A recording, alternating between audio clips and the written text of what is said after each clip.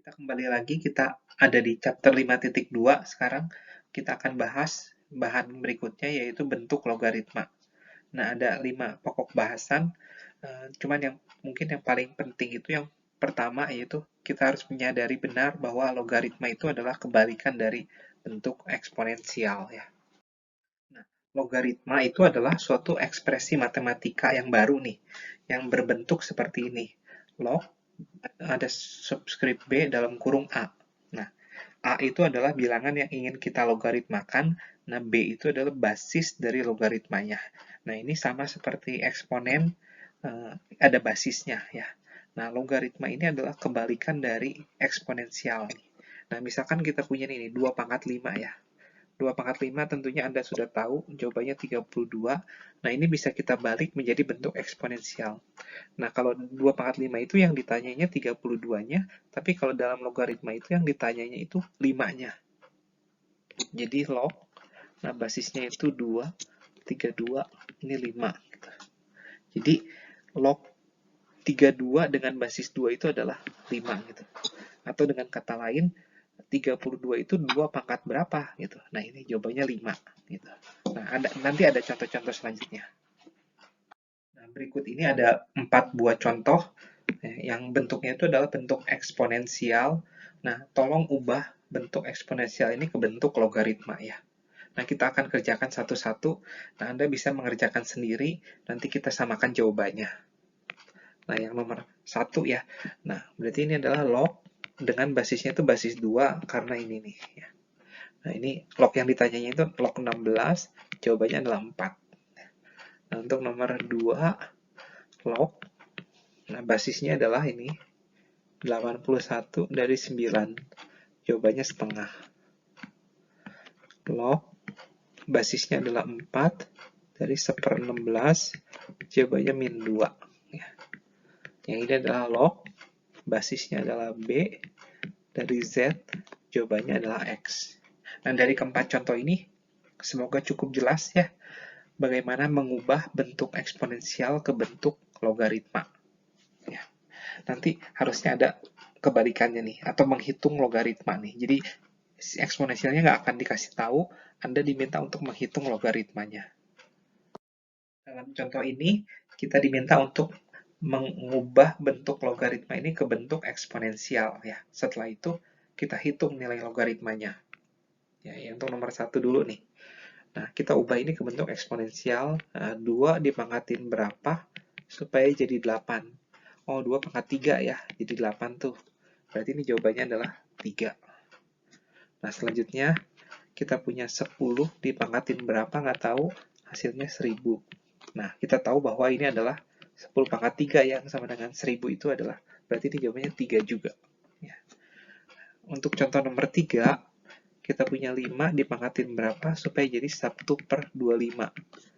Nah, kita tahu 1/25 itu adalah 1/5 kuadrat, dan ini adalah 5 pangkat min 2. Berarti oleh karena itu, jawaban ini adalah min 2. Dan yang terakhir, nah, 4 dipangkatin berapa supaya jadi 1.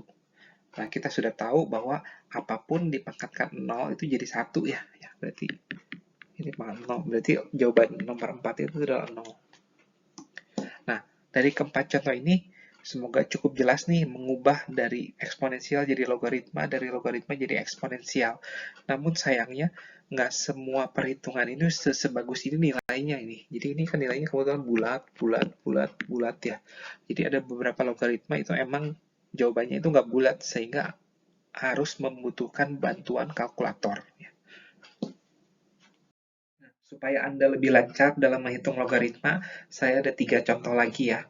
Silahkan Anda kerjakan sendiri terlebih dahulu, setelah itu kita samakan jawabannya dengan jawaban yang akan saya tulis sekarang ya. Nah, untuk nomor 1 nih, nah base-nya itu 3, berarti 3 dipangkatkan berapa jadi 81 ya.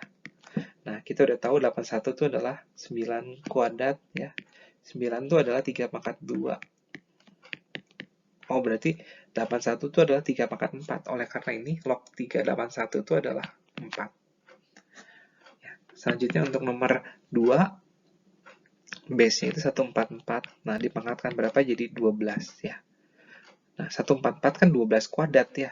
Jadi 144 itu dipangkatin setengah kalau gitu ya. Berarti ini jawabannya adalah setengah. Dan yang terakhir, ini nggak terlalu susah, 5 dipangkatkan berapa jadi 1/5, ya jelas. 1/5 kan 5 pangkat min 1 ya. Berarti ini jawabannya min 1. Nah, semoga dari ketiga contoh ini Anda menjadi lebih jelas dengan bagaimana mengevaluasi suatu bentuk logaritma. Ya, kita lanjut ke materi berikutnya. Setelah kita belajar mengevaluasi suatu logaritma, kita akan berkenalan dengan sebuah fungsi logaritma ya. Nah, ini seperti yang kita perkenalkan dulu juga di fungsi eksponensial, di fungsi logaritma itu juga ada base-nya, ada basisnya itu, yaitu kita simbolkan dengan B nih. Nah, lagi-lagi sama seperti eksponensial, base-nya itu harus suatu angka yang lebih besar dari 0 ya, jadi nggak boleh negatif. Sekarang saya akan mencoba mengevaluasi suatu fungsi ya.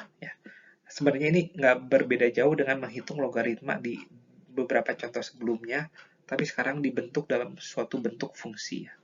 Nah, kita punya fx-nya itu log 10x ya. Kita coba menghitung f10 pangkat 6. f10 pangkat 6 adalah kita tinggal ganti x-nya dengan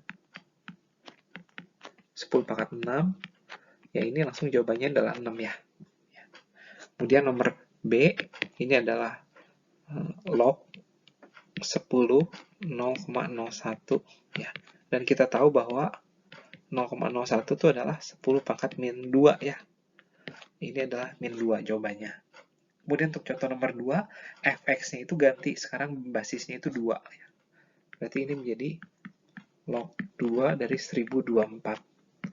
Nah, 1024 itu jika Anda ingat ini adalah 2 pangkat 10 nih. Berarti dengan kata lain log 2 dari 2 pangkat 10 ya 10 ya. Kemudian ini adalah log 2 dari 0,25. Nah, kita ubah ke bentuk pecahan. 0,25 adalah 1/4. Nah, 1/4 itu adalah 1/2 kuadrat atau 2 pangkat min 2 ya. Nah, berarti jawabannya min 2. Nah, dari keempat contoh ini dalam mengevaluasi fungsi, semoga cukup jelas ya. Sekarang kita akan masuk ke video berikutnya, kita akan belajar tentang domain dari fungsi logaritma.